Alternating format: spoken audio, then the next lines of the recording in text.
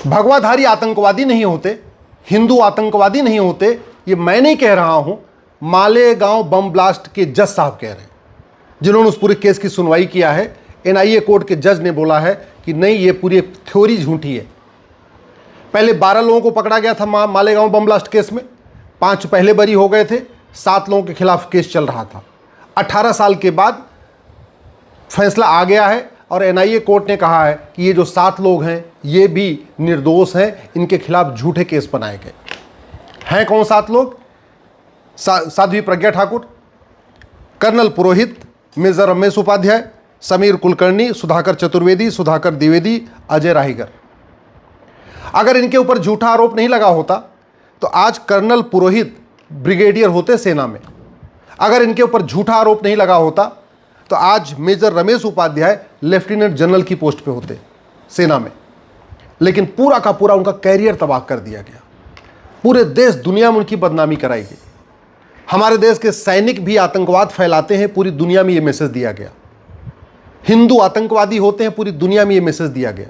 और जानते हैं क्यों किया गया? ये 2008 की घटना है, क्योंकि सितंबर में ये मालेगांव बम ब्लास्ट हुआ था और उसके 2 महीने के बाद नवंबर में कसाब ने आके पूरे मुंबई को हिलाया था। कसाब वाला केस आपको याद है, जो खुलेआम उसने गोलियां चला के सबको मारी थी, वो नवंबर का केस है। इसलिए कसाब का केस और मालेगांव बम ब्लास्ट दोनों को ही भगवा आतंकवाद की थ्योरी से जोड़ दिया गया। और ये काम किया गया एक महिला को खुश करने के लिए, जो विदेशी मूल की महिला है, जो पार्टी की अध्यक्षा है, उसको खुश करने के लिए पूरा का पूरा सिस्टम लग गया। केंद्र सरकार के गृहमंत्री इस काम में लग गए, महाराष्ट्र के मुख्यमंत्री इस काम में लग गए, महाराष्ट्र के गृहमंत्री इस काम में लग गए, बाकी तो छोड़िए, महाराष्ट्र के डीजीपी इसी काम में लग गए। जो एसआईटी बनाई गई, एसआईटी बड़ी इस तरीके से ड्राफ्ट बनाई गई कि वो सारे के सारे एसआईटी गृहमंत्री के इशारे पे काम कर रहे थे।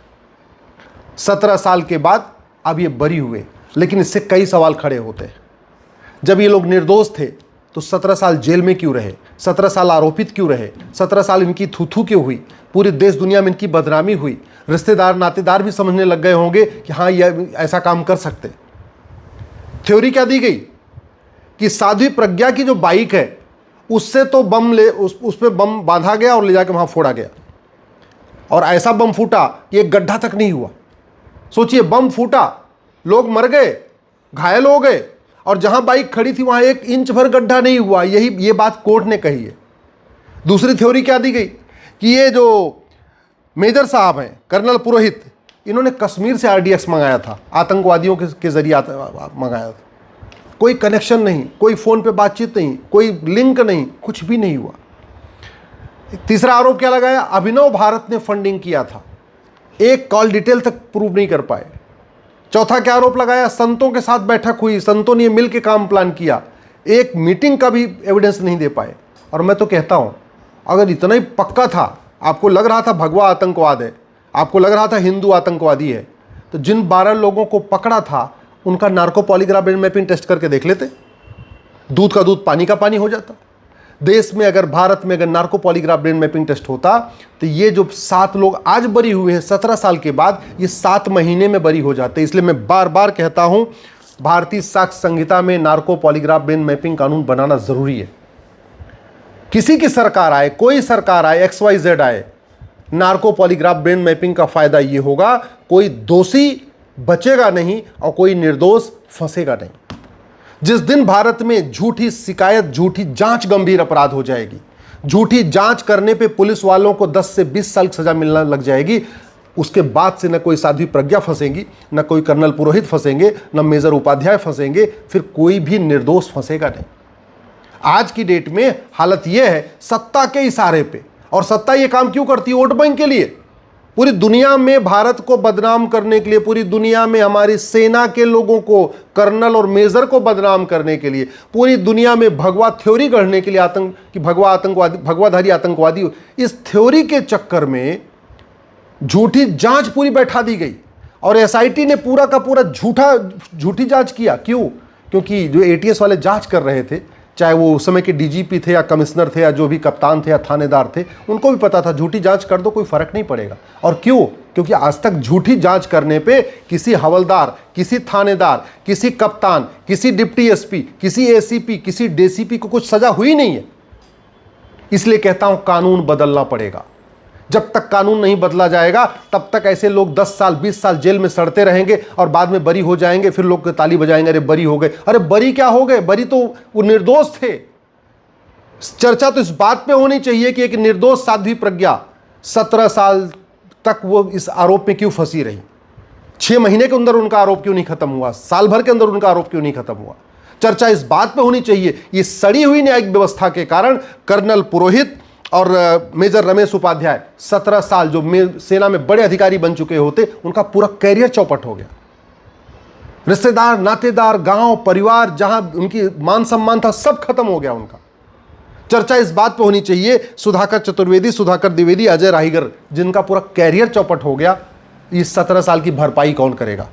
क्या वो महाराष्ट्र के मुख्यमंत्री जिन्होंने अपनी पार्टी अध्यक्षा के इशारे पे ये काम किया, क्या महाराष्ट्र के उस समय के गृह मंत्री जिन्होंने अपनी पार्टी को खुश करने के लिए काम किया, या वो डीजीपी, या वो इंस्पेक्टर, वही डिप्टी एसपी, या वो कमिश्नर, क्या उसको सजा मिलेगी इसके बाद? अब क्या वो केंद्र के गृह मंत्री जिन्होंने भगवा आतंकवाद की थ्योरी दिया, क्या जिन लोगों ने वो प्रेस कॉन्फ्रेंस, याद करिए भगवा आतंकवाद की थ्योरी में प्रेस कॉन्फ्रेंस किसने किसने किया था, कई सारे उसमें सफेद पोष खड़े हुए थे, कई बुद्धिजीवी भी खड़े थे, क्या उन बुद्धिजीवियों का narco polygraph brain mapping test करके पूछा जाएगा, ये बता भैया ये भगवा आतंकवाद कहाँ है, कहाँ गया भगवा आतंकवाद?